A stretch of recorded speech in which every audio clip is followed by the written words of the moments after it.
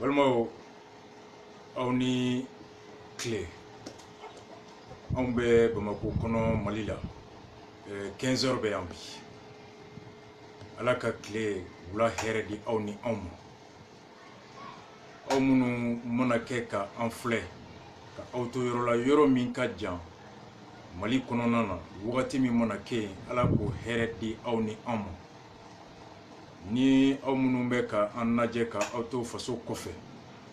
ngo kumana ke aw se kunye faso kofe alako kunke here auni amu nawbe tunga siraka alaka awla kana alaka tunga here aw garjige kula alaka aw kisi tunga toroma alaka aw nyuma sigin faso kono aw tara munyini alaka osroli nogoya aw beye awni aw faso kanu miye enseignoma alaka na dato ana bamanon koti alaka ambe garjige here nyuma be video ni mbe na lake atuna kadaka Sigika fomi ni anya nyini depuis deuxième tour élection présidentielle bana uti kalola kada kuminga ambe ala foka ala barakada wasu de nyumonga chesiri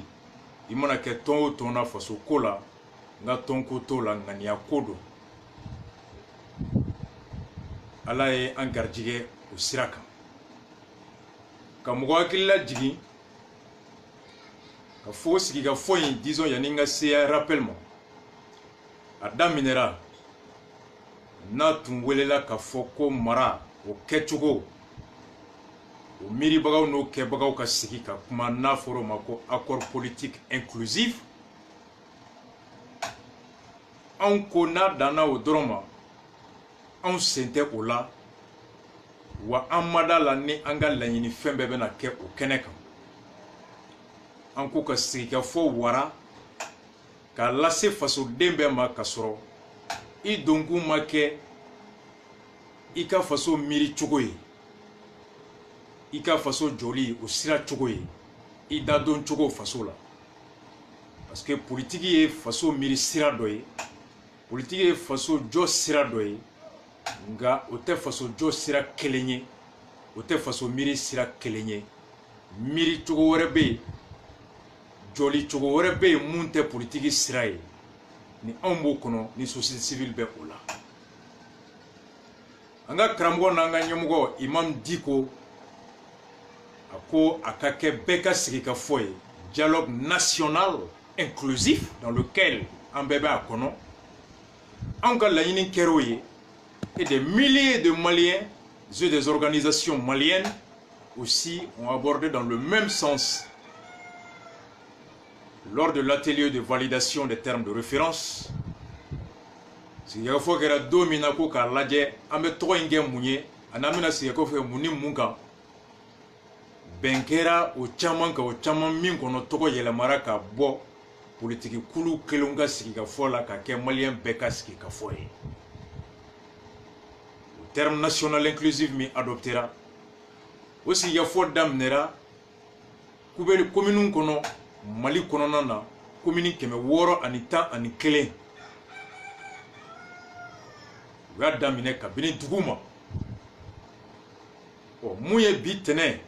octobre kalo kletan ani nani no e signé ambe bila ngomi mana video la je sini ikaro ko tene octobre kalo kletan ani nani ani trata octobre kalo kletan ani duru o don fla o kibaruya de sera ama ka fo Bamako commune woro ani cercle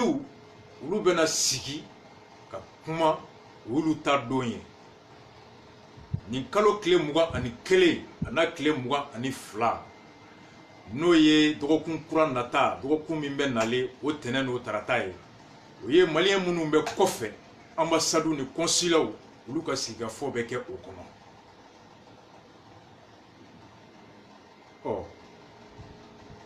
ci sera amma doku in damine wa soro nere mbe tokoma la faso kofe nga Bamako kono commune woro coordination CDR wulu ni comité scientifique bodo e nyonye ka sigi an bɛna taa kuma min kɛ a kɛnɛ kan mun ka gɛlɛn anw bolo ka ɲɔgɔn hakilila jigin kɛ o la walasa sini ni tɛnɛ a n'a tarata o kɛnɛ kan CDR cɛden minnu mana taa u ka commune kɔnɔ débat la principe mu sira mun ka gɛlɛn anw bolo koloma min ka gɛlɛn CDR bolo a n'a ka mɔgɔnifin tɛ se k'i kɔgɔ da bɛɛ la kɛlɛ la i ka bolofara dɔ ta k'i wasa don o la i ka teri ka nɔbɔ o la ni k'i b'i kɔgɔ da a bɛɛ la n'o tɛ a laban i tɛ nɔbɔ a si la i da bɛ k'a bɛɛ la i tɔgɔ bɛ k'a bɛɛ la e bɛ kɛ tɔgɔ ɲinina ye video ni sigikun de ye ka mɔgɔw hakilila jigin ligne mun ye anw ka ligne ye sigiyafo kɛra Bamakɔ kɔnɔ hali bi ka kɛ k'a bila video la an ka todunkan na a ka cari bi ni sini cɛ ani sini journée bɛɛ ani dɔgɔkun in kɔnɔna bɛɛ la minnu bɛ kɔfɛ u k'u labɛn u yɛrɛ sɔnsɔn ka taa sigiyafo in kɛnɛ kan nin yɔrɔ de ka gɛlɛn anw bolo ka jama la faamu an ka se ka wuli o bɛnkan kan bamananw ko sugu don tɛ sɛ la mɔdon ye o de la an ko hakilila jigin don sigiyafo in n'an y'a ɲini CDR maa o maa n'i bɛ a kibaruya suit comité CDR bɛ yɔrɔ o yɔrɔ Mali kɔnɔ Mali kɔ kan an donnen kalafili la ka Sumayila Sise ta ka campagne kɛ ni URD ye fan bɛɛ premier tour kɛ ten ka deuxième tour kɛ ten bamananw ko an tilalen ko n'i donna fɛn na n'i ma ko sɔrɔ i ka ko faamu i donkun n'i ma fɛn sɔrɔ i jilaja i ka fɛn faamu nka n'i donna i ma fɛn sɔrɔ i ma fɛn faamu alors e ye bɔfu nafu donkun ma y'i la takun ma k'i la e ye pɔnpɔn pogolo ye ala ka an kisi o ma an kun donkun ka ŋaniya tun ye an ka cɛbɔ o ka ɲɛmɔgɔya sɔrɔ ka sigi masaya bulon kan ka mara kɛ ni anw ka ani a jɛra miirina min na ni ala m'o latigɛ ka da ko min kan n'o ye suɲɛni ye an k'o tɛ kojugu ye an suɲɛna cogo min an jɛra an ka victoire la cogo min o cogo n'an ma o ɲini k'o dɔn ka tila ka taa sen don kalata wɛrɛ la ka sɔrɔ o fiɲɛ an m'o ɲini k'o dɔn k'o dilan ni kɛlɛ ni suɲɛni wɛrɛ dara anw kan fɔlɔ ye ala nɔ ye filanan o ye yɛrɛ nɔ ye il nous incombait par devoir de tirer les enseignements pour s'enrichir dans les futurs, dans les échanges prochains. Au logique de kɔnɔna la an nana ye ka fɔ Mali élection fo ka yɛlɛma don jamana in kɔnɔ yɛlɛma bɛ don cogo di démocratie kɔnɔ cogoya fila ni taabolo min bɛ o man di ye i b'a fɛ o sariya ka yɛlɛma i b'a fɛ o taabolo ka yɛlɛma a kɛra sariya sunba ye o a kɛra sariya misɛnninw ye o nɔ ka ye mara taabolo kan fanga tilacogo kan a cɛbɔli kan hakɛw o dilanni kan ɲangati o kan hɛrɛ sɔrɔko ɲuman kan cogoya fila n'i bɛ ngwara dabagaw fɛ opposition ni wasaden b'i bolo hali ni wasaden t'i bolo i b'i magɛrɛ ngwara dabaga kulu tɔn dɔ la parti d'opposition dɔ la o la faamu i ka hakilina la kura min b'i bolo ka a fɔ ye o ko a laɲini o ladon bulonba kɔnɔ baro ka kɛ o kan ka ko bɛ kɛ sɔn ka kɛ ka yɛlɛma kɛ ka tɛn ni o ye soit si tu as des députés je lui propose une loi ou si tu n'as pas député à l'Assemblée tu t'approches d'un parti qui est représenté à l'Assemblée nationale le convaincre de porter tes idées en projet de loi en vue d'un débat et de son adoption à l'Assemblée nationale. À ce titre, il se ka yelema o ya sira do ye. Ni be fanga la sorondo ba fait majorité. Ni ba fe yelema ka do sariya do la kana ni imirina tay sariya kura ye. Ibe se ka ngania la ben à sa constitution conseil des ministres là projet de loi kata assemblée là. Nga ni opposition e i ka député mancha i ba fe ka yelema min ke majorité ni olu ma son o ma kalafili de bɛ bulonba kɔnɔ ni mɔgɔ min ka ca olu tɛgɛ wulita cayara ni aw ta ye ni aw ta u ma sɔn a ma aw ta tɛ tɛmɛ tɛmɛlen bɛ kɛ ni kɔrɔlen wa sariya ko e yɛrɛ jɛra n'a ye par principe tu te plies à la volonté de la majorité. Ni t'a fɛ k'o risque ta ka taa assemblée la an ko opposition député bɛɛ man ca n'i b'a fɛ ka jama fanba la nati a ka sɔn i ta ma n'i taara tɛgɛ wuli la chance t'i bolo a ka tɛmɛ i bɛ se k'o kɛ cogo di alors i bɛ na n'a ye kɛnɛ kan kɛnɛ min b'a to a bɛ se k'i kali hɔrɔnw ɲɛna ni o lawaleli bɛ wajibiya a yɛrɛ ma o de kama n'i bɛ laɲini kɛ i bɛ siraw lajɛ sira min ka teri k'i ka laɲini sabati i b'o sira ta n'o o sira o kɔlɔlɔ ka bon i b'a lajɛ sira min ka teri i b'o ta mun ka bon i b'o to yen. Le vote à l'Assemblée par suite d'un projet de loi n'avait pas beaucoup de chances de passer parce que l'opposition est minoritaire à l'Assemblée. Et la majorité, par fidélité ou par des trucs, voilà, ou c'est coupant, le fait qu'il y avait beaucoup d'opposition, la majorité a tendance très généralement à rejeter tout ce qui vient de l'opposition. Agneau de faire ça, quoi de Chessrique, ka kɛlɛ kɛ bube yi kwa bɛ législatif an k'a tɛ kɛ i bɛ ka ko concertation an k'a tɛ ko fo dialogue an ka sigi n'an wulila mun kan bɛɛ ɲɛna bɛɛ bɛ jagoya o da kana to i la hɔrɔnya ni fadoya kɛnɛ faso fadon kɛnɛ faden kɛnɛ kan. Voici la voie du dialogue qu'on a opté. C'est pourquoi le 11 septembre CDR bɔlen k'a ka déclaration ba kɛ an ma fɔ n ko mɔgɔ ma kɛ anw ɲɛ dɛ i bɛ ka investira le 4 septembre. Le 11, on a une déclaration qui est point d'Uruka kono, ka befo, ka Soumaïla fo, ka fo, Ibeka Sigira, on prend acte. Plein de mine donna kama, on s'associe, ou on s'est dans la société civile kono, on est force vive bébé barake. En tant élection législative là, tant que fichier bêta, tant que gouvernement débat organisé. Donc, on l'a, mse ka sabati chokodi, ou y'a kou bali, ou kana législative kani saria, koro ane tabolo miye. On ye fiɲɛ min ye faso mara cogo ni ka tɛmɛ kalafili kɔnɔ an bɛ se k'o yɛlɛmali sɔrɔ cogo di ka sɔrɔ an ma taa assemblée kɔnɔ n'u y'an bati ye n'an ko an ma sɔn o kɔrɔ k'an tɛ démocrate ye. Donc ala nana kɛ dialogue bɛn kɛr'o kan o de bɛ kɛ Bamako commune 6 kɔnɔ ni tɛnɛ ani tarata le 21 le 22 ambassades ni consulaires kɔnɔ. Mun de ka gɛlɛn CDR ma CDR ka kungelenna ye mun ye a comité ni sympathisants ni militants minnu bɛ taa ni sigika fo kɛnɛw kan hakili jigi don fɛn fɛn bɛ CDR kɔlɔsi CDR hakilina maa o maa y'a faamu a bɛ fɛn fɛn na ka tɔgɔma fɛn fɛn bɛɛ ganiya jɛlen don CDR ko la nin tɛna kɛ olu bɔko fɔlɔ o kalama ka da kan tɔn min ka bon i bolo fɛn min n'i b'a la o fɛn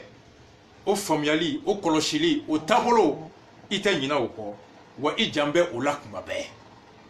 e ta tɛ kɛ dabara ye e ta tɛ kɛ nɛmara ye e ta b'i ŋaniya la a b'i dusukun na i bɛ tɔgɔma a sira kan wo bɛɛ o bu o patapata o tɛ e bɔ i ka sira kan i tilenen don imperturbable o ye CDR tɔnw ye caractéristique min b'an bɔ ɲɔgɔn na sinon zo b'a fɔ Alahu Akbar alimami b'a fɔ Alahu Akbar bulokiba jɛma b'an bɛɛ la kɔlɔsi b'an bɛɛ kana nka bɛɛ ɲɛ tɛ da Mahamadu kan dɛ faso ka di n ye n bɛ CDR la ani jɔn ye n'an bɛ taa an bɛ se thèmeba minnu ka bon an bolo ka bɛɛ hakilila jigin kɛ o la a fɔra ko kuma tɛ yen mun bɛ bonya fɔli ma walima mun bɛ dɔgɔya fɔli ma kɛnɛ kan an bɛ triumvirat fo dialogue national kɛbagaw fo u ye a furadama u y'an da don a la u bɛ lɛtiri ci an ma wa an représentalen bɛ a comité d'organisation kɔnɔ sigiyafo bɛna kɛ hakili jagabɔ ba duuru minnu kan n'a bɛ fɔ ma ko thématique kuma bakurubaw saba ka bon CDR bolo a la n'aw taara kɛnɛ kan ka kɛɲɛ ni an bɔra élection na ni miirina min ye depuis le 11 septembre an ye déclaration min kɛ o hakilina in o kɛlɛli o laɲini o sira hali bi an b'o de kan fɛn ma faraka fɛn ma bɔ a la nka komi dɔw bɛ yen ni arasa kumana olu b'a faamu o yɔrɔ bɛɛ ni n kumana 7 heures dɔw b'a faamu 14 heures dɔw b'a faamu 19 heures dɔw wɛrɛ ta fo jɔ dɔw olu t'a faamu olu y a des bornés an bɛ dugawu kɛ ala ka nɔgɔya k'u ye jugu tɛ hadamaden na juguya yɛrɛ kɔ mɔgɔninfin jugu fɔlɔ o y'i yɛrɛ dusukun de n'i juguyara i b'i yɛrɛ jɛ hali hakili tɛ baara i tɛ fosi ye bilen ala k'an kisi o ma mun ka gɛlɛn anw bolo kosɛbɛ nin ye faso jɔli kɛnɛ de ye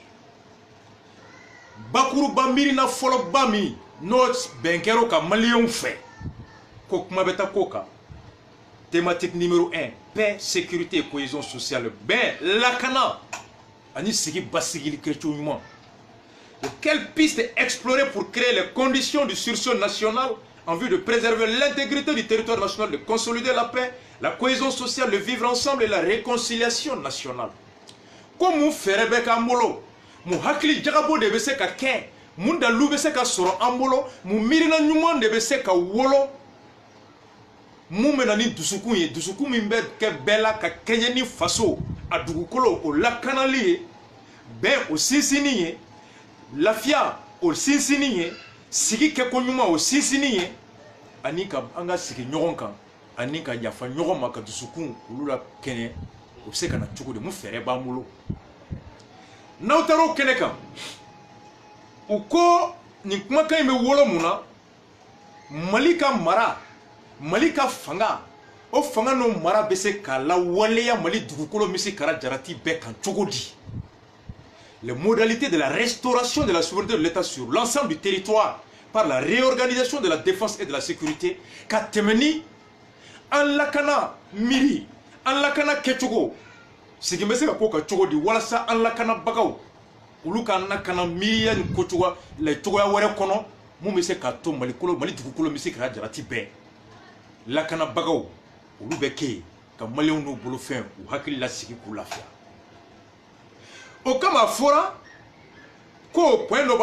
pour débattre de l'accord pour la paix et la réconciliation au Mali issu du processus d'Alger, faciliter son appropriation et convenir des conditions pour sa mise en œuvre. Ko accord mi siena Mali ni Bambanchou Alger 2015 ko ka sigi o benkan kumakan no sebenkan ka hakili jagabo akan tuguni ka laje mun ne ba kono no siena o don bi ni o bɛ se ka lawaleya ka Mali sɔn hɛrɛ la mun de b'a kɔnɔ n'o miiri taara 2015 nka bi san naani o kɔfɛ n'o lawaleyali o tɛ wolo miiri min sɛmɛna a la nka n'a bɛ na ni farafarali ye ani lakanabaliya ani bɔnɛ ye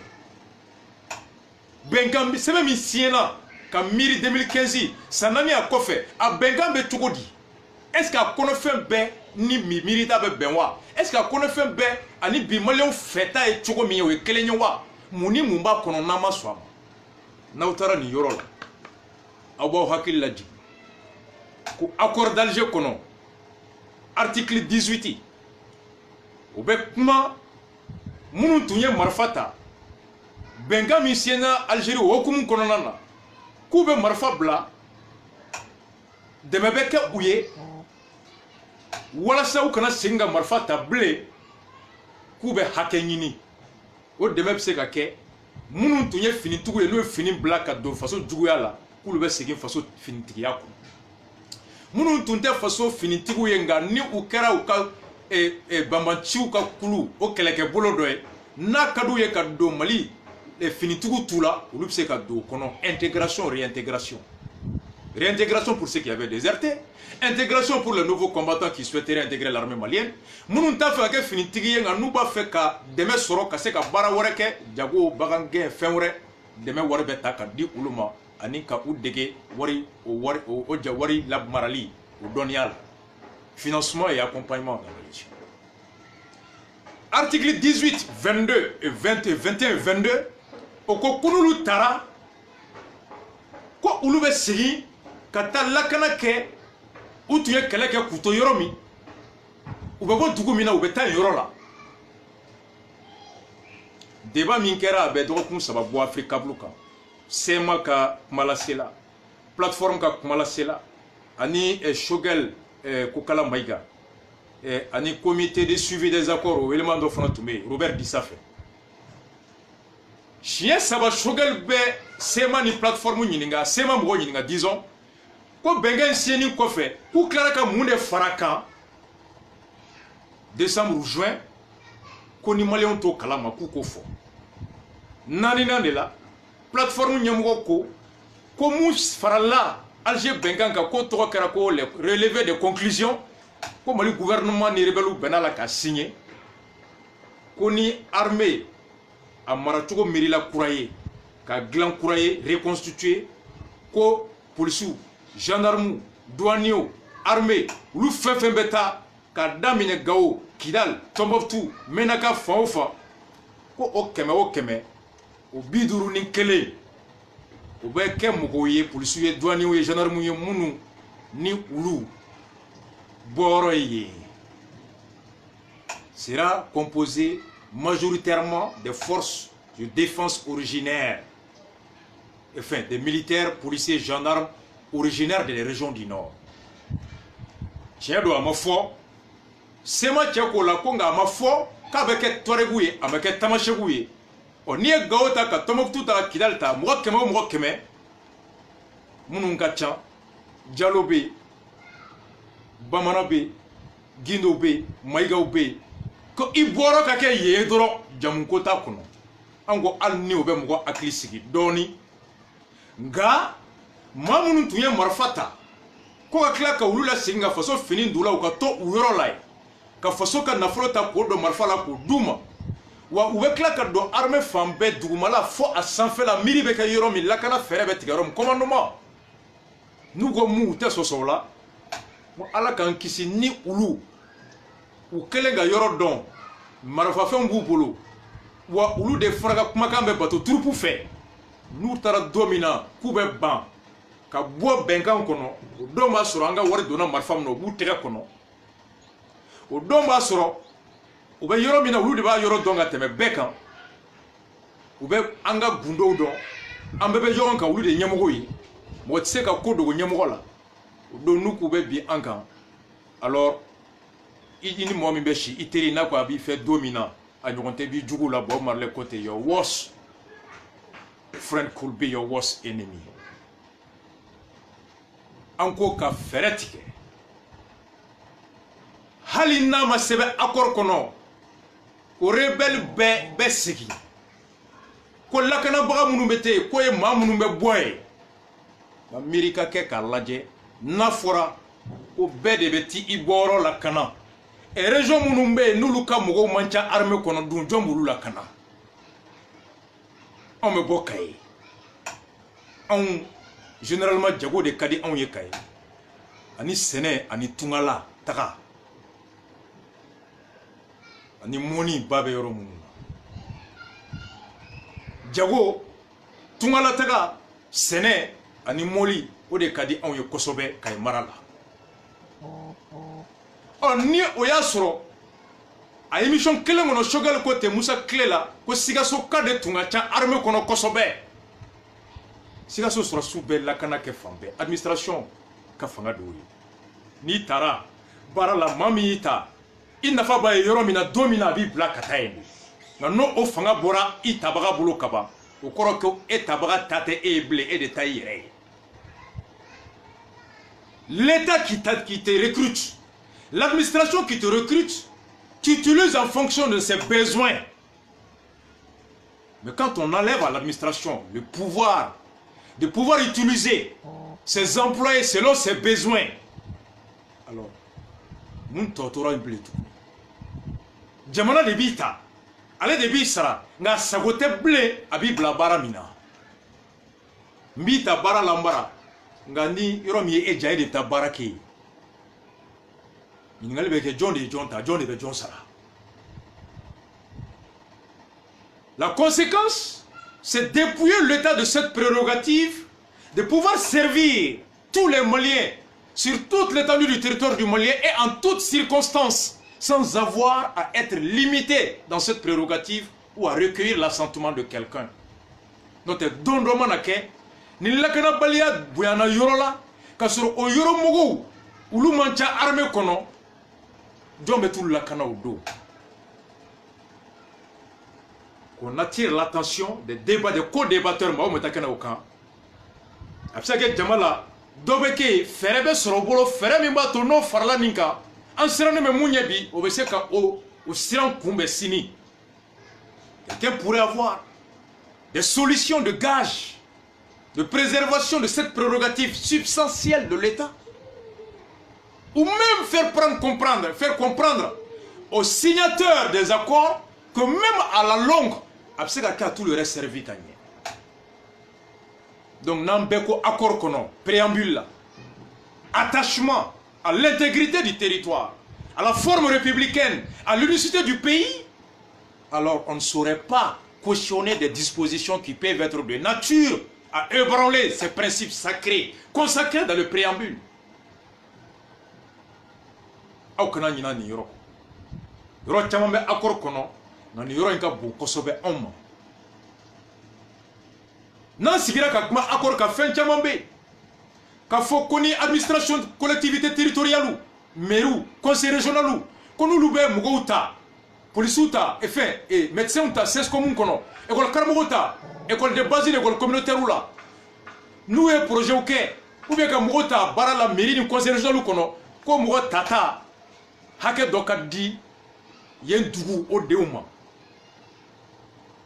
Koroni kaika bora, ka beta bara nyini gawo. Nani gauka yi ɲɔgɔn sɔrɔ gauka de fɔlɔ bɛ ta ni pɔsu tɔ tora a bɛ di kayika ma ni pɔsu tɔ ma to kayika t'a sɔrɔ ni gauka fana bɔra ka taa baara ɲini kayika de fɔlɔ bɛ ta ni pɔsu tɔ tora gauka bɛ se k'a sɔrɔ ni pɔsu tɔ ma to kayika bɛ ta hali ni gauka b'a dɔn ka tɛmɛ kayika kan kayika de fɔlɔ bɛ ta ni gauka ye o ye choix au nombre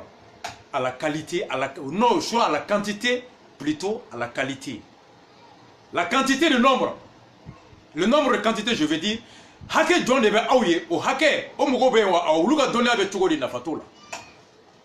Donc, vous voyez, Femi risque de sacrifier la qualité au profit de la médiocrité. Flanant avait même le principe de l'unicité de tous devant le service public à Bo Beboé. Quand Beka Kanya Beka Barala, à Bo Obranlé, à quoi Haklito au Rola. Vous voyez, débat ya kono. Ni akorore muga boamo. Ode kama an kunira an gombe ala foka ala barkada akor komi ni a kelembe ka chaman joro kada fendo baka o miri obseka o lawala lipseka wolo muna on te accord ni bedon on se prétend pas être expert de l'accord mais mali yoro mi m'arranger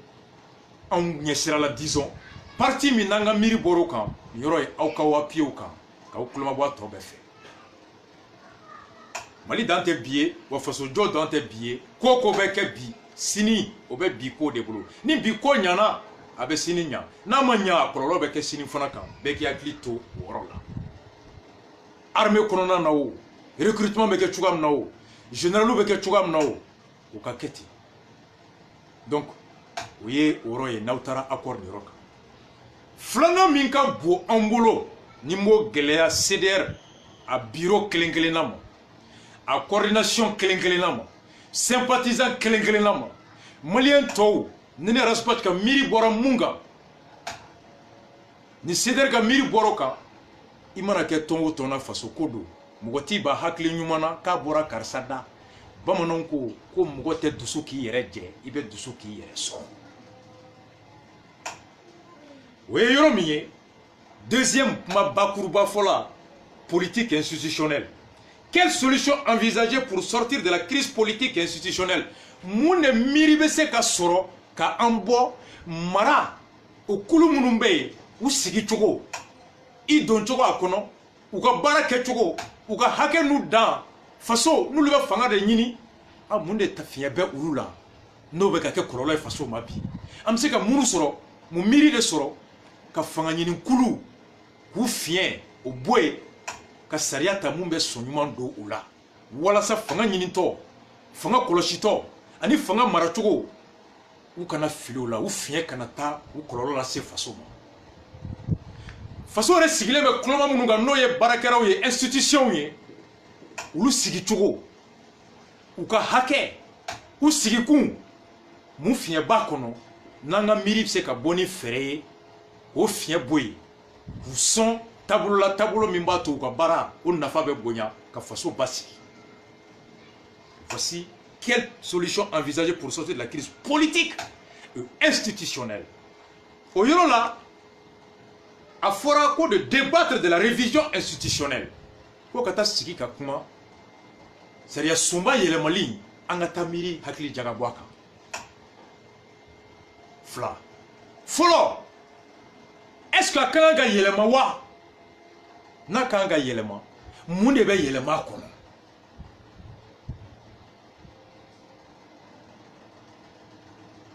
O ɲininkali fila don. Sariya sunba yɛlɛmali aw sɔnna k'a a bɛ yɔrɔ min na bi a taara février kalo tile 25 san 1992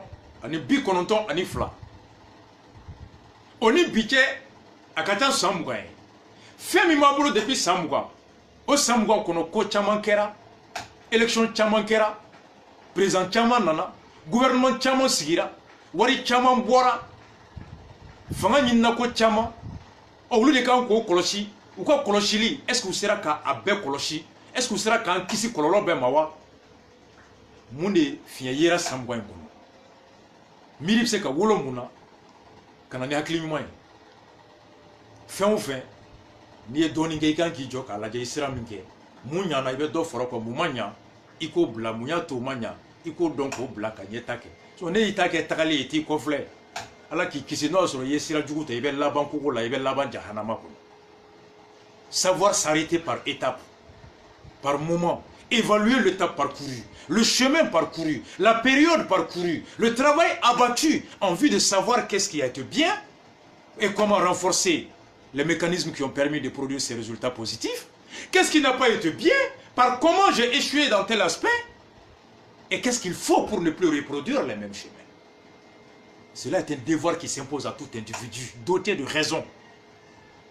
Oui, évolution, il s'impose. Est-ce que l'élection, c'est-à-dire Sumbaï, constitution, a quand gagné le mawa? Oui, il y a qu'il n'a fallu.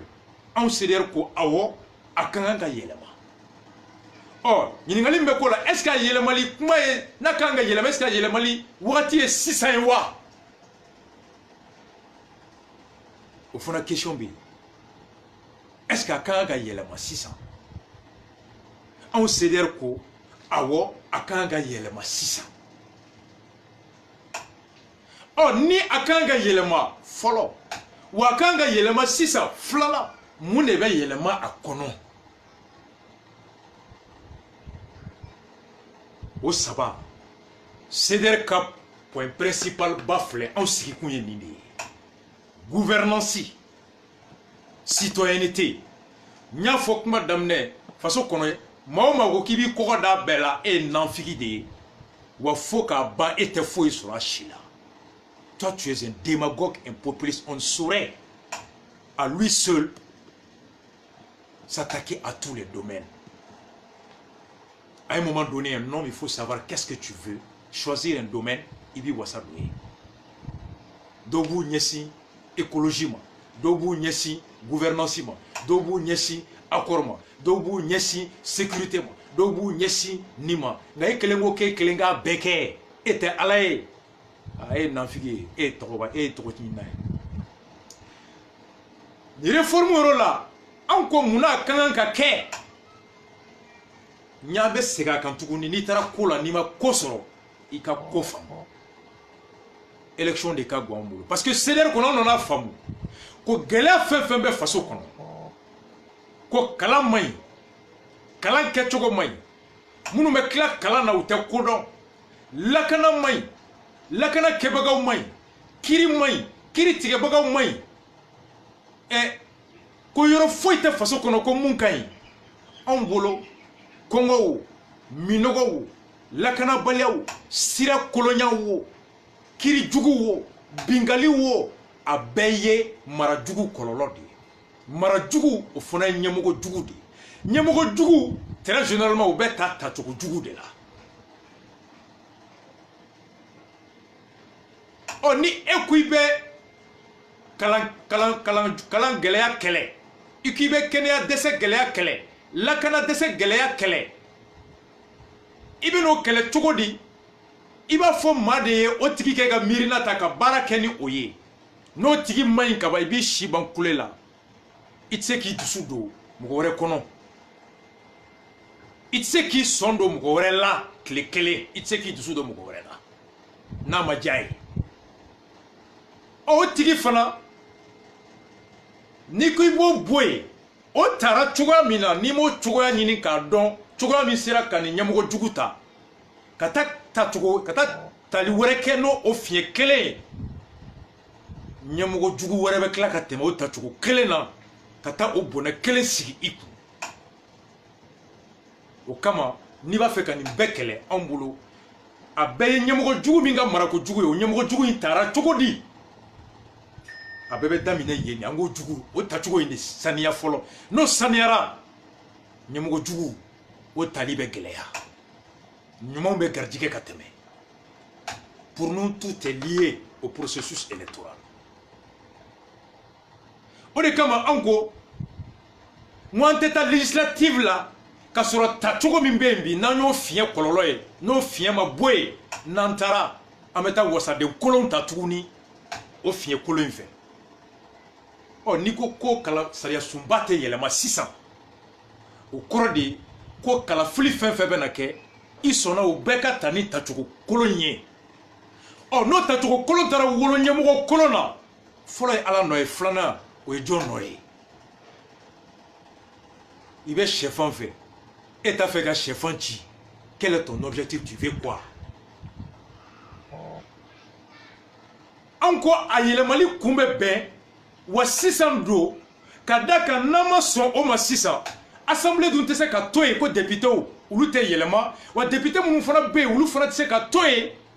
f'u si bɛɛ hali ni anw jɛra n'a ye k'an t'u bɔ yen bilen ala bɛ se ka dɔ faga sini ala bɛ se ka député ninnu bɛɛ faga ɔ ni députéw banna jɔn de b'u ta u bɛ ta kalafili min na o kalafili o cogoya in o de ye anw suɲɛ présidentielle la sariya danbe ladamu laada olu ye fɛɛrɛ ye fɛɛrɛ min kan ka laban hadamaden ka hɛrɛ la i sigida kɔnɔ la loi les coutumes les traditions les voies et moyens sont des voies et moyens permettant à l'homme d'atteindre le bien-être sariya miirina sigiro de kama laada bɛ yan o de kama danbe bɛ yan o de kama ka wolo hɛrɛ la a tigi ye ni danbe min na waleyatɔ sariya batoli la waleyatɔ o bɛ wolo bɔnɛ la o tɛ sariya takun ye o tɛ danbe takun ye k'i fasa fili o sariya nɔfɛ o kɔrɔ de y'i jɛra ni o sariya kɔlɔlɔ bɔnɛ ye k'o sariya bila o don walasa hɛrɛ min ye laɲini k'o sɔrɔ o de wajibiyar'i ma an ko a ka kɛ bi ɔ a ka kɛ bi mun de bɛ k'a kɔnɔ ni o de nafa bɛ sɔrɔ bi ka faso kisi sini n'aw taara kɛnɛ kan aw kana ɲinɛ o kɔ yɔrɔ in de ka bon parce que dɔw b'a fɔ ko constitution kana yɛlɛma ko ka da kan bingali bɛ yen e mali sariya sunba sigiden 113 ka 18 mɔnɔnɔ 3 article 118 alinéa 3 o ko ni bin kɛra faso yɔrɔ kelen kan ko sariya sunba tɛ yɛlɛma tiɲɛ don o dalilu dɔ kɛra anw bankun ye sariya sunba yɛlɛmali ma an tɛ a banna kɔnɔ 2017 ka fara a kɔnɔ ko ani a kɛcogo o kun saba de y'a to 2017 an tɛ a banna an ko an tɛ a kɛcogo a kɛ wagati a n'a kɔnɔfɛn élection présidentielle nalen kɛ ka na cɛmancɛ bi n'a kɛ wagati tun y'a to 2017 anw banna ko k'a to yen ɲina o b'a to anw ko an t'an gulon article 118 la bilen n'o tɛ n'o kɛra fɔlɔ bɛɛ bɛ taga MINUSMA bɛ taga barikani bɛ taa parce que olu k'u to kun y'o ye n'olu taara e ye Ngolo ye ne ye Mamadu ye an bɛ Mali kɔnɔ yan miliyari 1000 ani 250 o dunna avion bɛɛ dalen b'a disi kan appareil foyité mu be lamɛnni kɛ fo sɔrɔsimusow bɛ kɛlɛ la k'an cɛ tɛ taa bilen kɛlɛkɛyɔrɔ la n'o tɛ n'u taara u bɛ t'u yɛrɛ faga de fosi tɛ yen o kuma o sɔsɔli o banna bilen Mali kɔnɔ an t'o kɛ cɛ si fɛ bilen e nana k'i bɛ ne lakana se tɛ ne ye n ko nana lakana i ko pour que n k'i lakana f'i ka nin kɛ n ko mais i bɛ lakana wa n t'o fana kɛ est ce que n yɛrɛ bɛ lakana fɛ wa o y'o yɔrɔ ye nka kun jɔn na anw ko article 118 bi n'an ko an b'an gulɔ la a kɔlɔlɔ min bɛ bɔ an kan élection na o ye mun ye o kɔrɔ n'an ma sariya sunba yɛlɛma mara sɔrɔ cogo ɲɛmɔgɔya sɔrɔ cogo min bɛ yen n'o wolola siyɔni na présidentielle la an bɛ t'o sɔrɔ cogo kelen de kɔnɔ n'o fiɲɛ kelen ye wa an bɛ sɔn ka wasaden kolon sɔrɔ ka président kolon sɔrɔ kalafili nata o fɔlɔ ye mun ye Mali constitution kɔnɔ yan'an ka taa ye sariya min a kɔnɔ ko proposer proposer des réformes en matière électorale, notamment en ce qui concerne la mise en place d'une structure unique chargée de l'organisation des élections. Ko anga mirina nini ko da keneka mirina mbese ka wolo yoro kelen mi obeke choko mi mu mbese ka ke ka kalafli bela be ka soro kalafli la beni makla yoro sabani nyonche sariya min be bi o ko election glanina yoro saba seni ba koloshi gouvernement be ala be ale de be candidature reçoit ka fichier électoral gouvernement ne ba fo Johnny Jombe ke électeur ye nyina kala tala e Johnny Jombe be ke cheboy gouvernement de be urne commandé ale de be bulletin de vote commandé gouvernement de ka lasigidenw commune cercle arrondissement kono olu de be élection manake ka bulletin jate ka bega hakɛ sɛbɛn ka tila k'o ta kana n'o ye ka tila ka jaabi bɔ cour constitutionnelle o b'a tɔ dafa an ko ngo tant que gouvernement de bɛ élection organiser ministre min ni o de kan ka Mali hakɛ min bɛ kala ta k'o dafɔ mɔgɔ hakɛ min bɛ kɛ cɛbɔ ye k'o dafɔ ka urne k'o dilan ale de ka mɔgɔw bɛ taa compte jaabi ta kana n'a ye ale de bɛ tila fana ka jaabi fɔ furancɛ jaabi fɔ an ko n'o ministre o kɛra o ka président kɛra candidat ye o ka parti bɛ candidat bɔ o ministre n'o y'a ye k'a ka parti mana ci ale bɛ bɔ a place la a ka place nata kama o bɛ se ka jaabi yɛlɛma k'a daja a ka parti la walasa ale ka to a nɔ la donc tant que c'est le gouvernement qui organise les élections le risque de fraude est élevé à 99%. Les résultats ne seront jamais conformes au vote exprimé dans les urnes. Et mɔgɔw bɛ siga la a mana jaabi fɛn fɛn bɔ hali ni tiɲɛ don an tɛ da la surtout que a ka hɛrɛ bɛ nkalon tigɛli la fanga ka to ale n'a ka candidat n'a ka parti bolo o ka to gouvernement an ko walasa an ka bɔ o kɔnɔ fo ka yɔrɔ ta yɔrɔ min olu kelen de bɛ élection na bɛn olu de bɛ maliyɛnw compter minnu si sera ka kalafili kɛ n'u ka hakɛ dafalen olu de fana bɛ minnu b'a fɛ ka kalafili tabagaw ye k'olu ka fɛn ta ka bulletin dilan u ye ka jaabi kɛ o kulu kɔnɔ opposition ka mɔgɔ hakɛ min bɛ bɛ yen majorité ka mɔgɔ hakɛ bɛ kɛ yen société civile ka mɔgɔ hakɛ bɛ kɛ yen si tɛ suɲɛ i sigilen ɲɛ n'o kɛra o jaabi o ni tiɲɛ ka surun o ni maliyɛnw fɛta o ka surun n'o de ye commission électorale nationale indépendante an ko bɛɛ bɛ o de kama o de tun b'an bolo an y'o de bila ka na an ka segin o ma ka CENI renforcer n'aw taara a ye kɛlɛ kɛ o yɔrɔ la ko ka élection sariya yɛlɛma ka élection dilannen bɔ gouvernement bolo ka élection labɛnni di CENI ma gouvernement da ka bɔ élection ko la élection a ko ka na fanga ɲinibagaw yɛrɛ ani jamanadenw bolo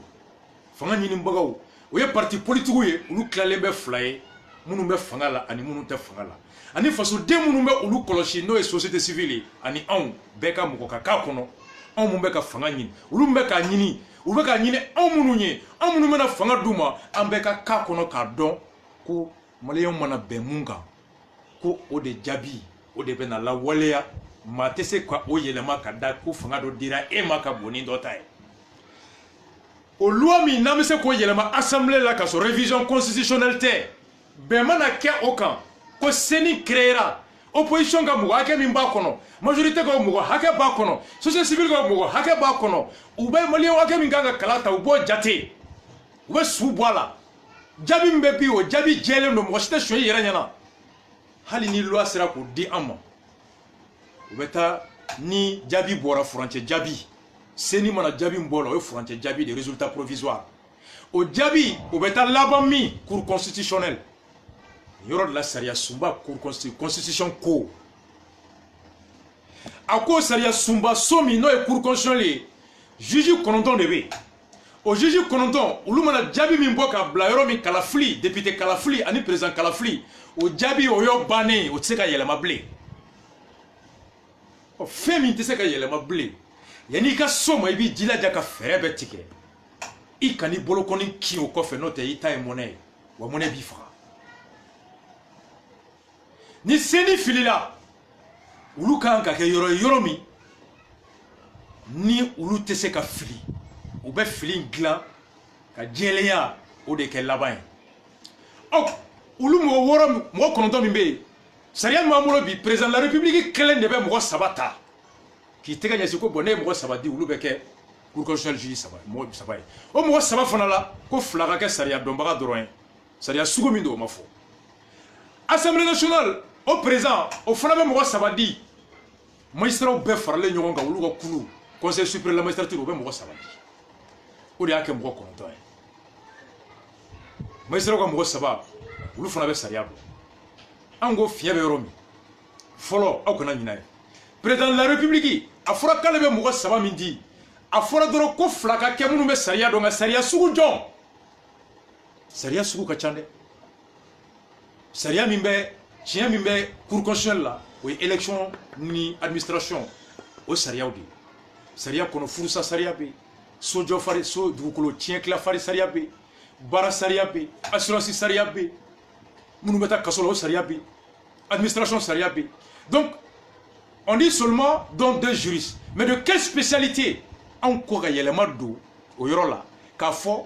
hali ni président ka hakɛ bɛ to a bolo hali ni assemblée président ka hakɛ bɛ to a bolo ka magistrat ou bien mɔgɔ 3 di olu ka taa kɛ conseiller cour constitutionnelle la o 3 2 ka kɛ sariya dɔnbaga ye sariya min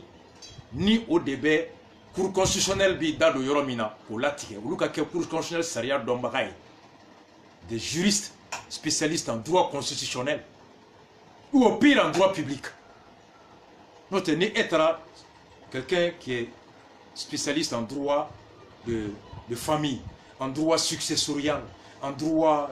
du travail, en droit du contrat ou en droit pénal. Quand on bla cour constitutionnelle là, attends,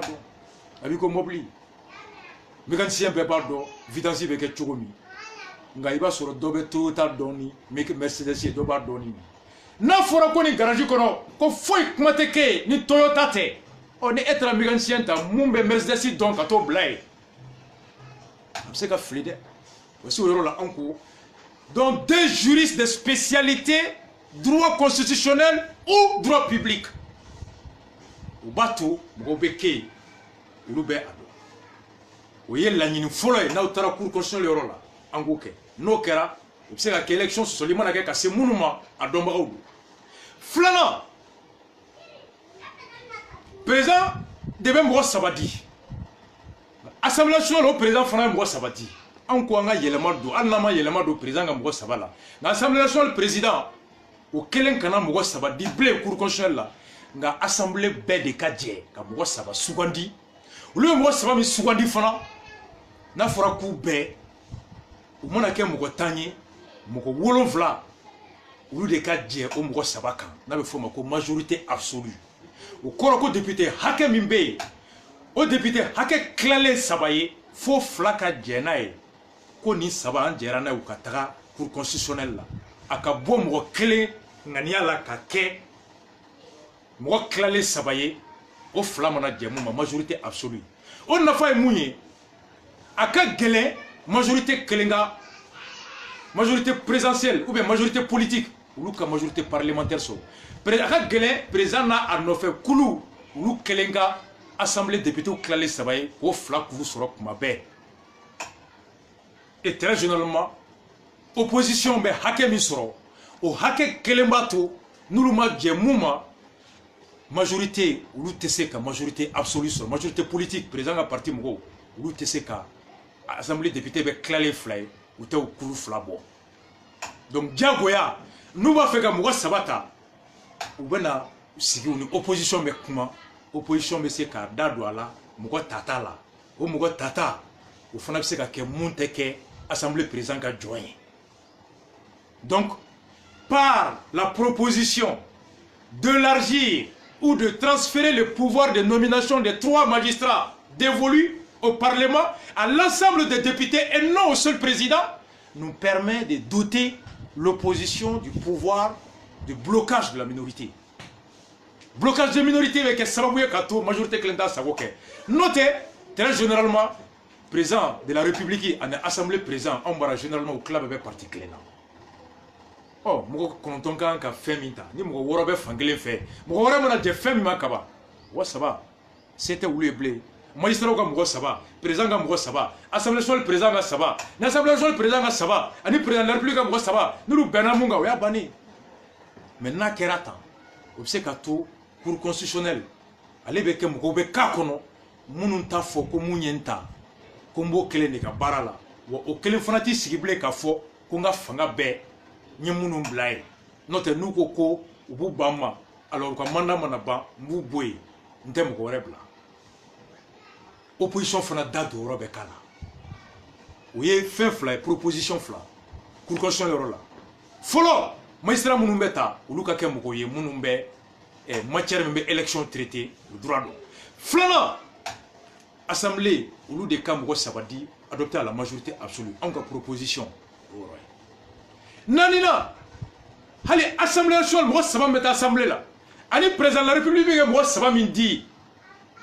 anw b'a ɲini o mɔgɔ saba tali président de la république fait ani assemblée fait o kana to u kelen ŋaniya la ko mun y'u diya u b'o saba proposer cabinet privé dɔ ou bien mali service dɔ mun ye indépendant ye olu ka appel à candidature kɛ ka ci bila o mɔgɔ minnu b'a fɛ ka kɛ conseiller cour constitutionnel la a liste dayɛlɛra aw n'aw ka CV bɛ na ka n'aw proposer olu bɛ se ka liste dɔ arrêté mɔgɔ 10 mɔgɔ 20 o liste bɛ bila ka taa président bara président bɛ mɔgɔ saba ta olu de tu la o liste fana bɛ taa assemblée la assemblée fana bɛ mɔgɔ saba ta olu de tu la u ka hakɛ dan bɛ kɛ ka mɔgɔ saba ta kulu tula kulu min n'o miirila mɔgɔ wɛrɛw fɛ o b'a to alors président tɛ taa mɔgɔ ta ten dɔrɔn ko mun bɛ n ka parti la ou bien a bɛ ni mun cɛ ça c'est des propositions qui nous permet ka cour constitutionnelle mɔgɔw bila kɔnɔ maa minnu n'u tɛ siran ko n tabaga bɛ se ka n ɲangati n'i ye n ba ma ou bien maa minnu laban minnu dɔ b'a fɔ ko hɔrɔnya la nin de ye n ta a ka juru bɛ na n bɛ nin k'a ye wa maa minnu laban bɛ na lafiya n'u ka baara bɛ wolo kalafili jaabi jɛli bɔli ko ɲuman na voici les débats qui nous intéressent nous an bɛ nin yɔrɔ de la fasoko la miiri fɛn fɛn bɛ yen an bɛ nin de la faso bɛ jɔ tan de nin de ye sujet ye aw kana ɲina nin yɔrɔ kɔ ni ala sera ka kɛ nin faamubaga cayara sigikafɔ kɛnɛ kan mɔgɔ caman fɛ an ka wuli nin kan a ka ca ala fɛ fiɲɛ min y'an sɔrɔ élection na mana sanna ka mɔgɔw ye mun kan an bɛ se ka kisi o ma naaninan cour constitutionnelle yɔrɔ la sariya min bɛ yen bi a ko cour constitutionnelle mɔgɔw u yamaruyalen bɛ ka ko dɔ kɛ u yamaruyalen tɛ ka ko dɔ kɛ n'u ye ko dɔ kɛ ko min man ɲi u bɛ ɲangati n'o ye k'i hakilina di ko kan ko min n'a kɛra sɔsɔli ye a laban kiiri bɛna tigɛ e de bara et mettre des avis sur des sujets qui relèvent de ta compétence mana sabu de kɛ élection ɲɛkɔrɔ ka jaabi di agɛrɛlaf ma ko procuration bɛ se ka kɛ ka sɔrɔ n'a kɛra sɔsɔli ye o kiiri bɛ taa tigɛ ale de bara Bacili ni candidat bɛɛ bɔra n'o kuma de o forfaiture de procédure bɛ plainte bɛ ale bi a ma kiiri ɔ Mali sariya min bɛ yen bi a ko magistrat 9 minnu bɛ cour constitutionnelle la ni kelen ye bɛnkan sɔsɔ ko tɔ 8 de bɛ se ka o sɔsɔlibaga in k'o ɲangati ɔ don min na an tun ma miiri 92 ko ni kelen ye bɛnkan sɔsɔ wa ni tɔ 8 fana jɛra k'u farale kan k'u da de sariya tun ma foyi fɔ ko mɔgɔ wɛrɛ fana bɛ se ka sɔsɔlibaga in ɲangati ani minnu tun kan ka ɲangati n'olu banna k'olu fana ɲangati Donc la mise en responsabilité directe des membres de la Cour est réservée qu'aux seuls membres de la Cour. Nous proposons que loi organique yelema, qu'a faut désormais nous Cour constitutionnelle Mamoudou Doye à obligation soso, follow à Toubé Seka Nyangati, Flanani Toubana, Diamanadon et Fonapse Ka aller Nyangati directement, sans passer par la procédure de forfaiture qui est très loin. La mise en responsabilité, avec la mise de la responsabilité directe, ouverte au tiers, en cocoquet. Donc, Cour constitutionnelle là. Oh, Cour constitutionnelle d'où Saria Minko, ko président de B, moi Sabadi. Assemblée le président de Sabadi. Conseil suprême, président de Sabadi, constitution de Sebako. C'est une disposition de la constitution. Halintar article Kala. Abe Google Daele. Abe Doba Sebendoro. Constitution du 25 février 1992. Abe Djigabe na Cour constitutionnelle là. Abe Taye. John de Cour constitutionnelle Mamourou composé. Abe nommé Tchoukoudi. Oh, constitution donc. Ale te yelema ni référendum te ale yɛrɛ de b'a yɛrɛ yɛlɛma loi tɛ se k'ale yɛlɛma référendum de b'ale yɛlɛma ɔ ni anw b'a fɛ yɛlɛma min filɛ anw nin kan pour que hali ni député kalata kɛra o ka se ka kiiri ni maaw ye maa minnu jɛlen don ni anw b'a fɛ o ka kɛ ten ɔ anw ko o yɛlɛma ko n bɛ kɛ cogoya min na anw ko k'an t'o cogoya fɛ anw bɛ mun yɛlɛma an bɛ se k'a kɛ cogo di ni anw b'a fɛ Cour constitutionnelle ka kɛ tan constitution ko ne de ye nin fɔ Wani ni me yelema référendum de la. Nde yelema assemblée no kono de. Me yelema ni voter oui ou non de la. Député ou te yelema de peuple de ben yelema. Est-ce qu'il y a fond? Parce que peuple de constitution élu. Député ou de loi ta. Munu yenta. Ou le de se kan yelema ou peuple ça c'est par référendum oui ou non. Oh encore. Cour constitutionnelle sikile me chuga mi la biwe chuga mi be sueni. O deme wa ko wajibiya mɔgɔw kan fo k'o cogoya yɛlɛma o cogoya min n'o fɔra ko constitution de y'o cogoya fɔ n'an ko k'o cogoya yɛlɛma constitution ko ne de y'o cogoya fɔ n'o man di aw ye bi n'a bɛ fɔ k'o yɛlɛma aw minnu ye n ta olu de bɛ se k'an yɛlɛma o ye jɔn ye jamanadenw par référendum donc soit an b'a fɛ Cour constitutionnelle tacogo ka yɛlɛma n'a bɛ yɛlɛma a bɛ yɛlɛma cogo di alors an bɛ référendum kɛ ou bien n'an t'a fɛ Cour constitutionnelle ka yɛlɛma sisan alors a ko cogoya min na an bɛ t'o cogoya la n'an taara o cogoya la o kɔrɔ de ye an bɛ député ta kɛ n'o cogoya kelen ye an bɛ président ta kɛ n'o cogoya kelen ye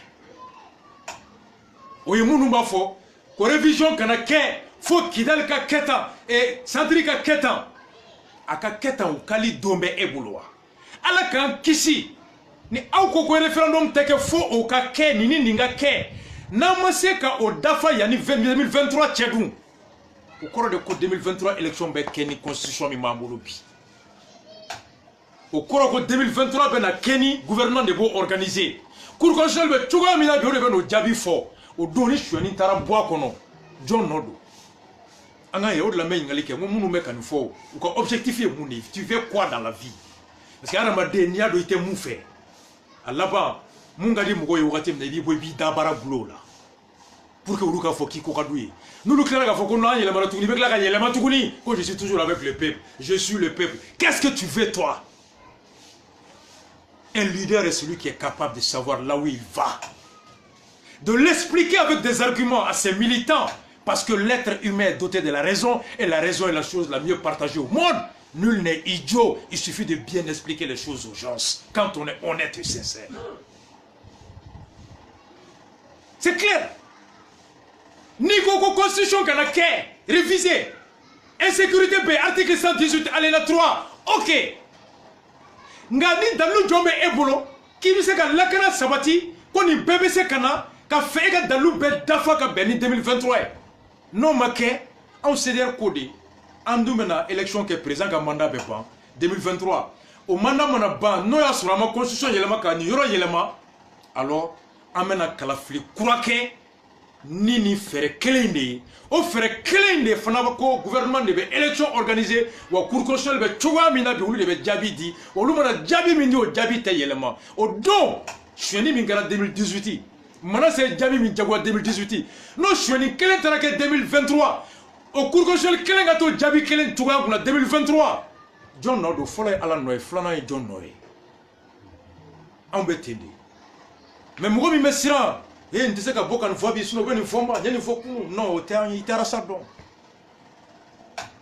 mami ta fait ka klenia nyewra ba fo ko kalo on est imperturbable serein on sait là où on va bon on ko itila da dakana to ila horon kana ka ko redi ni be kuma ka kuma ni daluye dalu de be harama den lafia Chieka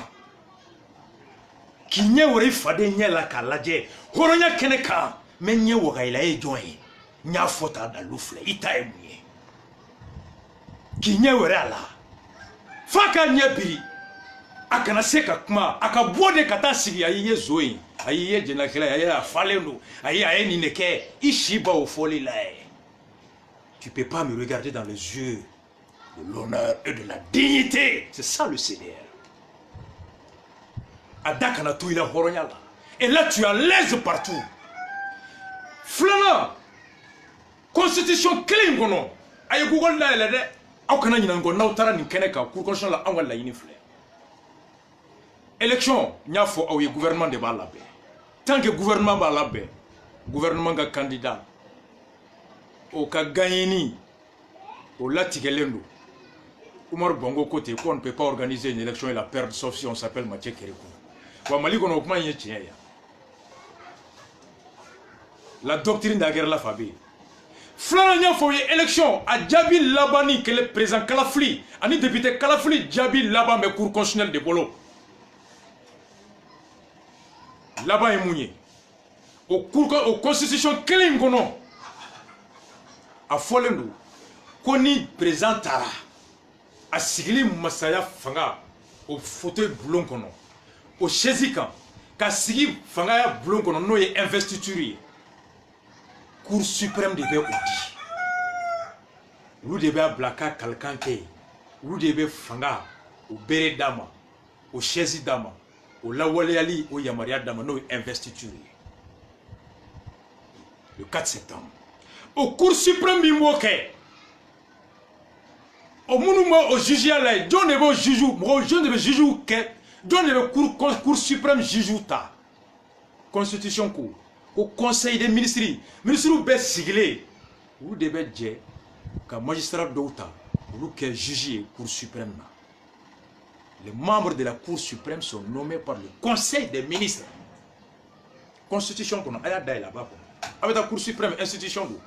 Les 8 institutions. Cour suprême. Et la cour constitutionnelle. Abou Yoroladje. Ou le juge va nommer Tchoukoudi. Au Cour suprême, il fanga sigi. Au juge, le ministre be sigile ne be ou nommé. Et le conseil des ministres, le président est joint. Le président de la République est.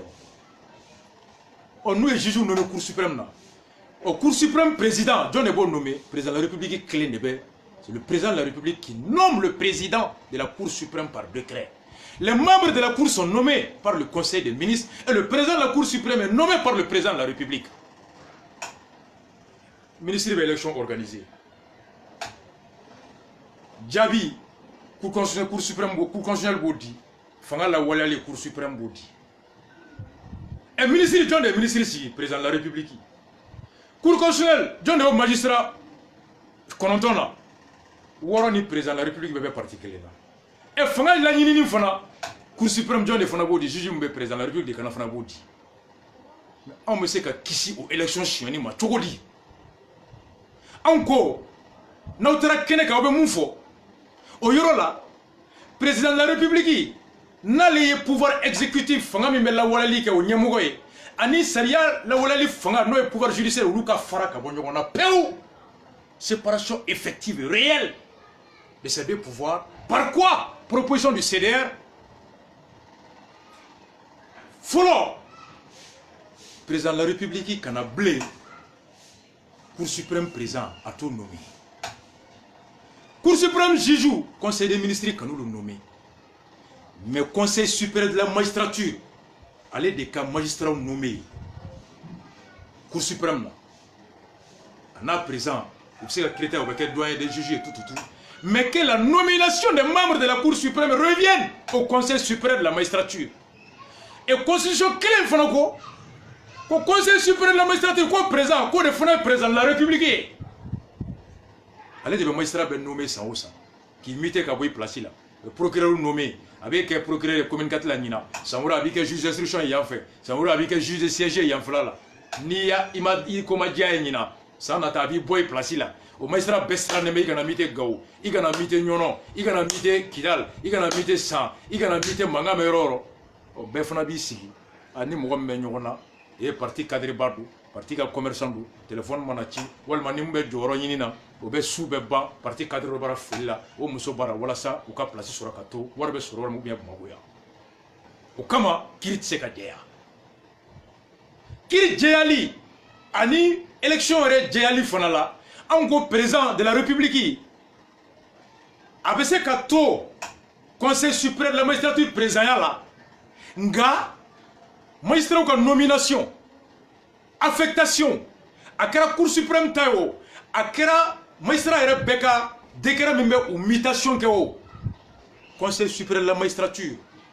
u kelen ko projet min bɛ dilan président ka fanga ka bɔ a bolo ale dan ye ka signer dɔrɔn ni conseil suprême de la magistrature ye arrêté min kɛ président b'a signer dɔrɔn il n'a pas le pouvoir de modifier le projet ou le décret ou la décision de nomination de mutation au début yɔrɔ caman na bi comme en France on va faire caman bɛ ta mun kan les magistrats pendant près de 100 ans u ye kɛlɛ kɛ a laban le président de la République française est le président du conseil suprême de la magistrature mais il n'a pas le pouvoir de nomination il a juste c'est tout un titre honorifique il fait que signer monsieur le président du conseil de la cour de cassation qui est le président du conseil le magistrat olu de b'u ka liste kɛ président dan ye ka signer ce qui enlève au président le pouvoir de nommer, le pouvoir de sanctionner. Avec Thomas Sera wɛrɛ ni ɲɔgɔn cɛ la mɔgɔ si tɛ siran président ɲɛ bilen ko n'i ye nin kɛ k'a bɛ n bɔ n place la mɔgɔ si tɛ a kɛ président ye bilen ko n'i ye nin kɛ k'a bɛ n sara ni nin jɔyɔrɔ ye bɛɛ laban bɛ gulon conseil suprême de la magistrature n'u yɛrɛ cɛ ye n'i ye baara kɛ ka ɲɛ notation min bɛ ban san kɔnɔ o notation de b'a to i bɛ avancer ou bien i bɛ sanctionner. N'i y'a kɛ ka ɲɛ note ɲuman bɛ d'i ma n'i ma kɛ ka ɲɛ i yɛrɛ aw yɛrɛ dama de bɛ ɲɔgɔn dɔn note kolon mana d'i ma i bɛ sanctionner o la donc tous les magistrats vont être animés de travailler parce qu'ils seront sûrs qu'ils seront bien notés et non sanctionnés par un homme politique. Voici notre proposition à ce niveau. Bateau, élection bɛ jɛya kalafili tɛ to bilen gouvernement bolo kalafili jaabi tɛ to bilen président ka juge kɛlɛ bolo bilen wa hali ni élection suɲɛna ni cour constitutionnelle ni magistrat cour suprême ni magistrat intègre bɛ yen u bɛ se k'u ban ka présidence donc an bolo nin bɛ se ka élection kɛ a y'aw yɛrɛ jɔ nin yɔrɔ la fɛn naani na o tɛ fɛnba ye n bɛ nin yɔrɔ fɔ yan parce que en principe jumadon bɛ Gabon jumadon an bɛ Gabon sibiri su an bɛ meeting na Port-Gentil samedi nata lundi an bɛ meeting na Libreville le 21 et mardi le 22 ni ala ni kira sɔnna an bɛ segin Bamakɔ donc Port-Gentil n bɛ don a tɔ kɔnɔ diaspora ta k'o expliquer kosɛbɛ nka mercredi do grand dossier kan n bɛ don diaspora ta kɔnɔ k'o expliquer kosɛbɛ nka komi cercle ani commune olu de ta bɛ daminɛ Bamakɔ ani Mali kɔnɔ ni tɛnɛ octobre tile 14 ani ni tarata octobre tile 15 laban min bɛ yen n'o ye gouvernance ye thématique comment améliorer la gouvernance pour assurer un avenir dans la stabilité, la solidarité et la cohésion. Comment se ka ni mun miiri ye ani mun fɛɛrɛ kura ye mun bɛ se ka mara kɛcogo a la saniya ka kɛ ni hɔrɔnya ye ka suɲɛni ani bingali ani ŋaniya juguya bɔ a kɔnɔ. Poser un diagnostic rigoureux de l'impact de la corruption et de l'enrichissement illicite dans tous les secteurs de l'État sur la situation économique, financière et tout. Proposer des mesures de rénovation de l'État à travers l'amélioration de la qualité de l'administration publique, notamment les secteurs de l'éducation, de la santé, de la justice, tout. Mais il y aura une institution qui nous proposer des mesures de dépolitisation de l'administration publique.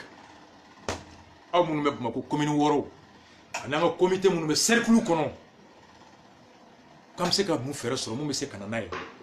Je suis capable, maraka ke jeleya ka here ka sabati. Administration akabo politique mairie ni politique tabolo la, aka ke faso dembe ka here o nyinini o mairie tabolo kono. Encore proposition quelle fla. Sinon quelle est l'heure d'arrêter. Parce que l'impact de la corruption santé kan ou éducation kan o armée kan o fɛn o fɛn a bɛɛ ye ɲɛmɔgɔ de ye ni ɲɛmɔgɔ sɔnna yuruguyurugu ma diyagoya ye a kɔlɔlɔ bɛ kɛ fɛn min b'a ka mara kɔnɔ ni ɲɛmɔgɔ jɛra o jɛlenya nafa bɛ ye a ka mara kɔnɔna na ni directeur tilenna nɔti tɛ feere ni docteur tilenna fura tɛ feere ni commissaire tilenna polisiw tɛ bin mɔgɔw kan a bɛ c'est tout est lié Mamadou Diko ye mun fɔ a bɛɛ bɛ kami b'a tɔn de filɛ a bɛɛ bɛ ɲɛmɔgɔ de bolo o yɔrɔ la anw ko ala y'an caya an ka ɲɔgɔn lajɛ gɛlɛya min bɛ anw kan n'a ɲɔgɔnna delila ka an ɲɔgɔn dɔ sɔrɔ o ye fɛɛrɛ jɔn sɔrɔ k'a ka gɛlɛya in bɔ yen k'a ɲɛsin hɛrɛ ma anw y'a ye hali élection taabolo la Madagascar ni kalafili sera kalafili don tɔ mana to kalo 6 ye n'o y'a sɔrɔ président min yɛrɛ bɛ yen ale yɛrɛ fana ye cɛbɔ ye président yɛrɛ bɛ fanga bila la démission du président qui est candidat à sa propre succession démissionne 6 mois avant les élections en guise de transparence réforme institution yɔrɔ la n'aw taara b'a ɲini ni ko jama ka sɔn an ka don an ka sariya sunba kɔnɔ ni président min sariya ko ale de kan ka fɛɛrɛ tigɛ ka élection labɛnbaga bɛɛ sɔn fɛn na n'ale yɛrɛ ye cɛbɔ ye n'o y'a sɔrɔ a yɛrɛ ka démissionner n'an sera k'o sɔrɔ ka fara CENI kan o y'a tɔ bɛɛ ɲalen n'u ko ko non tant que CENI indépendant le président da t'a la bilen y a pas risque an kɔni kana an ka laɲini fɔlɔ ye CENI de ye o kelen na la gouvernance kɔnɔ an ka miiri taara ye diɲɛ fan dɔw la poste dɔw bɛ yen ni jamana gulonnen bɛ yen na i komi jamana wari sɔrɔ da impôt directeur par exemple douane direction ministère de l'économie olu bɛɛ b'o de bolo ni sɔrɔ cayara n'a marala ka ɲa hɛrɛ bɛ caya mais ni sɔrɔ tɛ yen hali ni hakili ni sɔn ka ɲi bamananw ko wariko de bɛ na ni wari ye fɛn min tɛ yen a tɛ yen ɔ jamana nafolo sɔrɔ daw kalifalen bɛ mun na a yiriwali sira ani nafolo doni sira o ɲɛmɔgɔ ni o tali tora fanga ɲini ɲɛmɔgɔ bolo o bɛ maa bila ye maa min bɛ se ka nafolo fanga o dɔ yɛlɛma k'o di ale ma k'a ka fanga o sɔnsɔn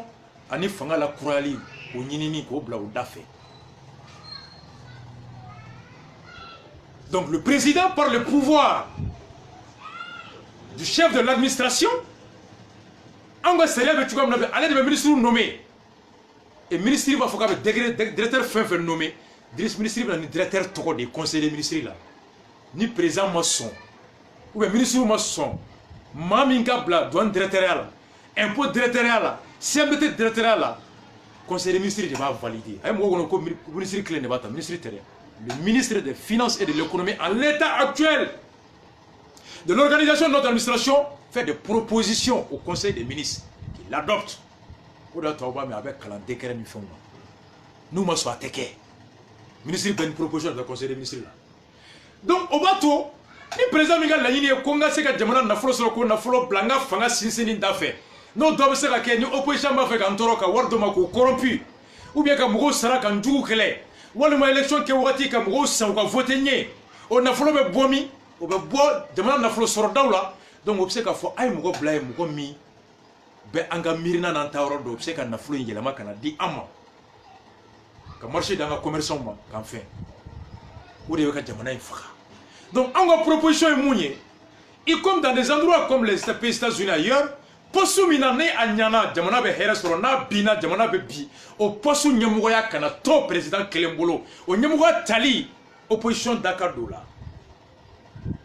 o kɔrɔ ye di mun ye ministre des finances santé défense olu saba olu ka bon kosɛbɛ même affaires étrangères olu nomination o mɔgɔ minnu bɛ bila yen olu tɔgɔ ka taga assemblée la députés ka enquête de moralité kɛ et à la majorité des 2/3 pour ces postes stratégiques même la communication aussi que la nomination de ces postes stratégiques aux conséquences dramatiques au Kanato politique président exécutif de Rompolo. Le ministre des Finances de l'éducation. Ma forola, nanga point banani odi. Financier, éducation, défense, santé. Ay duruna fraka. Oye justicier. Absega foko kacha. Mais ni poste duru. Ou ka nomination na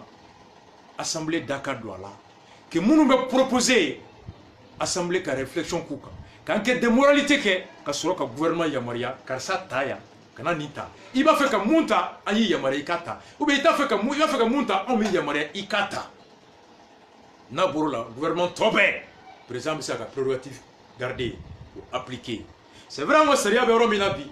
Ango jamana dembe rebe jaga président au suffrage universel direct. Parce que les États-Unis, le président est directement. C'est les grands électeurs qui élisent le président. Le président est élu au suffrage indirect aux États-Unis. Mais les conséquences du suffrage universel direct de l'élection est que nous avons président Kanga Toué à Kaka Maraketi. Nous avons fait le bois, mais notre assemblée là, l'assemblée représente l'ensemble du peuple malien. Balmao, nous avons des cas pour Amboulou Kosovo. Mais c'est la Fenaninga. Thématique follow, thématique basse, thématique follow, nos paix, sécurité et défense. Accord d'Alger, c'est que nous attaquons attaque Maukan. Ayaw Hakli Djigi, au Kono. Qu'on est moun tara, qu'on lui segata, ou wolo yoro nous moro, ni wek kele dam, yoro mina. Hali noya soro. Mofoko, au Bay Rebelli. L'armée reconstituée sera composée en majorité des militaires originaires des régions du Nord. On sait que Nia la Jayorola, il va faut côté Kojoué. Parce que Nia Moua Kemo Moua Kemeta, Tomotuni Kauni, qui dal Bef Rale Nyonka. O Kemo Kemela. Bichegi, lui, Luka Chani Tamashegi ni Touaregouye, Munga Cha rébellion. Rébellion Fana Bête Tamashegi, Shawarou Bako. Il va falloir là pour le fait majoritaire n'est pas composé des ethnies majoritaires de rébellion. Dans les rébellions, il va savoir qu'il y a pas risque en matière. Mais n'empêche, on n'est pas dupe. Les partis signataires, Kota Mounoumboulou Bolo, à la Kankisi, Djamana Ward de Tado Marfala Kadouma, Noya Soro, ou Katakoubeta Bandondo, ou Domba Soro, Fembo Boulou Bandon, nous pouvons se faire ça. Nous solution c'est qu'à Soro, en Boulou Maï. Au Flala, région Mounoubé, nous Luka Mougo Mancha, armée Konodoum. Et ni la canabalia tara yoro la do et John la canaille. Voici les risques à long terme. Administration, le recrutement qui est reconnu, Mali Constitution qu'on a, avec la constitution décentralisation là, la libre administration prévoit pour les collectivités, les autorités locales, le recrutement, le pouvoir de recruter dans les secteurs de services, de santé, de l'éducation, tout ça. Depuis 92, Meroube Mogo recruté. Douglamogo rebe kol karamogo to busra kalola et douglamogo be ses commun to busra mairie be ses commun sera au pouvoir be ambolo décentralisation mo di amo na kota tala le mali saria la bi ama fo ko ni communicateur mairie ko be kol karamogo minta neni dugo ka be kol karamogo minta ou be ses commun minta oh kunu kanga mo sabata ko flaka buka dugu kono ote oh accord ba fait ko quota de do pour les personnes originaires du secteur ce qui est de nature à fausser ou à briser, à violer le principe de l'égalité, un peuple, un but, une foi. Au profit de la médiocrité, du régionalisme, du sentiment de communautarisme, au profit du sentiment de régionalisme, qui ne doit pas en être le cas. Ou des anté-au-fait. On ne veut pas de quotas. On reconnaît le pouvoir de recrutement des autorités locales. Nous, on est partisans de la décentralisation parce que l'État central, c'est zéro. L'État central a failli. L'État central a montré ses limites au Mali. L'histoire est là pour en attester. Les limites de l'État central de Modibo, les limites de l'État central de Moussa Traoré. C'est pourquoi on a opté pour la décentralisation. Il reste à parfaire, mais à long terme, c'est un idéal positif. Donc, oui. Flana, réforme politique institutionnelle. Il faut élection Séninga Djaya. Séninga Djaya Kuro. Séninga Bo Koroshili la Kakella Beningala Eradi. Que Séni quitte le rôle de contrôle des élections pour devenir la structure qui organise les élections. Opposition comme Mouagem Beka Kono, majorité comme Mouagem Beka Kono, société civile comme Mouagem Beka Kono, Mouachite Chouin Isigle Nyana Blé. Cour constitutionnelle magistrat. Ou nous nominé là. président n'a bɛ saba di o saba la fila min mana kɛ sariya dɔnbaga ye olu ka kɛ sariya dɔn sariya min fana bɛ élection kiiri tigɛli sariya u ka k'o dɔnbaga ye u kana taa furusa sariya dɔnbaga ta ka to bila élection kiiri tigɛ sariya yɔrɔ la u tɛ ɲɔgɔn ye sira la a t'a dɔn filanan président bɛ mɔgɔ saba min ta a yɛrɛ ka n'i sigi a ka salon kɔnɔ dɔrɔn ko ne de ko bon nin n ye nin tɔgɔ di aw ma nga jamana baarakɛyɔrɔ wɛrɛ de ka ci bila maliyɛnw ma minnu b'a fɛ ka kɛ magistrat ye cour constitutionnelle la u kana n'u ka CV u mana mɔgɔ hakɛ min ta u b'o liste ci président ma o mɔgɔ hakɛ de kɔnɔ président b'a ni dɔgɔnin saba ta o mɔgɔ hakɛ kɔnɔ assemblée nationale président o kelen kana kɛ mɔgɔ ye bilen mun fana bɛ mɔgɔ saba sugandi ko saba la fila fana kɛ magistrat dɔrɔn ye nga députéw bɛɛ faralen ɲɔgɔn kan olu mana tila saba ye u fila olu de mana jɛ ka mɔgɔ saba min ta o mɔgɔ saba fana kɔnɔ fila ka kɛ sariya dɔnbaga ye sariya min bɛ kalafili sariya o latigɛ o b'a to opposition o da dɔyɔrɔ bɛ kɛ mɔgɔ tali la ka taa cour constitutionnelle la mɔgɔ min bɛ kɛ cour constitutionnelle la députéw tɔgɔ la o tigi bɛ kɛ maa ye maa min taara majorité ni opposition jɛra ka maa min ta parce que n'i ko ko ka députéw tila saba ye u fila mana jɛ mun ma très généralement mali kɔnɔ alors a ka gɛlɛn président kelen a n'a ka partout olu ka kɛ tila sigiyɔrɔma saba fila ye très généralement u mago bɛ kɛ opposition dɔ la o opposition fana bɛɛ mana fara ɲɔgɔn kan u bɛ hakɛ min sɔrɔ o b'a to alors tilali kɛlen saba ye fila majorité t'o bɔ donc ils auront besoin de l'opposition et l'opposition aura ce pouvoir de blocage minoritaire sabanan alors pour suprême u ka yɛlɛma président ni conseil des ministres ka bɔ nomination na mais conseil supérieur de ka olu nommé président bɛ se ka to conseil supérieur de magistrature o ɲɛmɔgɔya la nka conseil supérieur de la magistrature olu yɛrɛ de k'u ka projet kɛ président da ye ka signer qu'on lui enlève le pouvoir et là on aura ka fanga fila ninnu fara ka bɔ ɲɔgɔn na kalafili bɛ jɛya administration o ka dépolitiser ka sonyɛni dabila anw bolo i komi Ghana bɛ cogo min Île Maurice bɛ cogoya min na n'olu de jɛlen bɛ bi transparence ni gouvernance la olu ka ɲɛmɔgɔw bɛ cogo di Ghana impôt directeur douane directeur yɔrɔ dɔw olu tatɔ la hali a bɛ se ka kɛ président bɛ se ka hali ministre yɛrɛ ta hakili jagabɔ la dɔ bɛ se ka fɔ non an ka président to a ka ministre des finances ta an ka to a ka nin ta nka mun ye douane directeur ye les directeurs des services centraux alors cabinet privé de recrutement dɔ de bɛ kɛ mɔgɔ min b'a fɛ ka kɛ hôpital du point G directeur ye hôpital du Mali directeur ye mɔgɔ min b'a fɛ ka kɛ douane directeur ye CMDT directeur ye ainsi de suite énergie directeur ye chemin de fer directeur ye alors appel de bɛ kɛ bɛɛ b'i ka dossier bila ka na jury dɔ bɛ ta composé de professeurs et de grands chevronnés de l'administration critères donnés don bɛɛ b'a dɔn à l'avance u mana mɔgɔ minnu sugandi olu de tɔgɔ bɛ kala ka taa di ministre ma o ministre énergie ministre bɛ taa ni o ye conseil de ministre la conseil de ministre bɛ dɔw ta olu t'u la k'o nommé directeur la ministre transport bɛ taa ni dɔw ye o tɔgɔ la o b'o ta k'o kɛ chemin de fer directeur ye ministre agriculture bɛ taa ni dɔw ye o tɔgɔ la o bɛ ta ka kɛ CMDT directeur ye ministre finance bɛ taa ni o liste de conseil de ministre la conseil de ministre bɛ dɔw ta o tɔgɔ la k'o kɛ douane voilà impôt directeur ye o de bɛ kɛ Ghana ni Benin na ye les directeurs de services centraux cabinet d'autres cabinets de recrutement privé olu de b'o ta et tatamli tun nana ni nin ye tatamli nalen arrêté dɔ ta jamana baarakɛyɔrɔbaw o directeur désormais i tɛ nommé tɛ bilen jamana bɛ appel de kɛ bɛɛ ma mɔgɔ ni dossier bɛ na ni recrutera i hakili la sigilen don san dɔ de bɛ i b'o kɛ 3 ans 2 ans 4 ans o bɛ déterminer i talen don i hakili la sigilen don ko mɔgɔ min ye nin ta a tigi tɛ se ka wuli n'o tɛ n'e taara ten dɔrɔn conseil de ministre la mais mɔgɔ min ye nommé bi sinikɛnɛ a bɛ se ka conseil de ministre bɛ sigi chaque mercredi o bɛ se k'i wuli mercredi nata mais n'i taara kaban depuis a daminɛ critère dɔnnen don i mana ta i bɛ wagati hakɛ min kɛ o dɔnnen don n'o banna concours bɛ dayɛlɛ tuguni mais i hakili latigɛlen don ne min y'e ta ne yɛrɛ tɛ se k'e bɔ yen ni wagati ma dafa fo n'i ye faute grave kɛ e yɛrɛ min fana taara e hakili latigɛlen don ko ne b'a fɛ k'e bila ko la ko min man ɲi n'i b'a fɛ ni tɔgɔ ɲuman ka bɔ ou mandat filanan ka d'i ma i b'i ban ne bolo parce que i b'a dɔn se tɛ n ye k'i bɔ yen o de kɛra le directeur professeur So ala k'an kisi Samba So tɛ n ye cɛ le professeur Cissé point G directeur professeur Cissé ale tun ye point G directeur ye ale de vérificateur wele ka taa enquête kɛ point G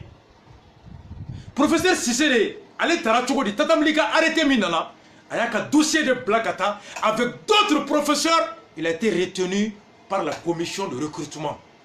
pour un mandat déterminé. Ministre de la Santé la Kofé, Tatam l'Italien Kofé, au ministère de Nanaka Wuli, à Klita Tiki Blé.